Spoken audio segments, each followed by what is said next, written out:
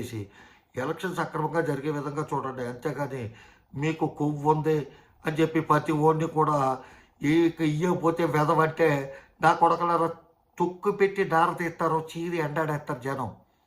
మీకు ఇయ్యకపోతే ఎదవ, తెలుగుదేశానికి ఇయ్యకపోయిన ప్రతి ఓడు కూడా మనకు ఈ వెధవ ఎట్టి పరిస్థితుల్లోనే మీకు ఇయ్యకపోతే వెధవ అయిపోతాడు ఎవడైనానే.